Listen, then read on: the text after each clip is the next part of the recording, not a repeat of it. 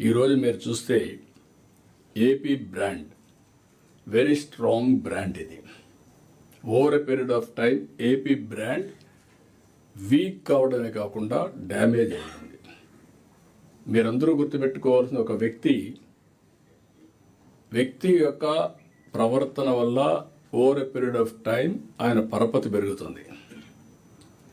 అందుకే నేను చిన్నప్పుడు చూసేవాడిని.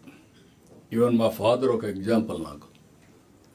మా ఫాదర్ చిన్నప్పుడు ఊర్లో వాళ్ళందరూ డబ్బులు తీసుకొచ్చి ఆయన దగ్గర పెట్టేవాళ్ళు, అంటే సేఫ్టీ కోసం. అప్పుడు బ్యాంకులు ఇవన్నీ లేవు కాబట్టి మీరైతే సేఫ్గా ఉంటారు, మాకు ఈ డబ్బులు ఇస్తున్నాం, మీ దగ్గర పెట్టండి, మాకు ఎప్పుడు కావాలంటే ఇమ్మని.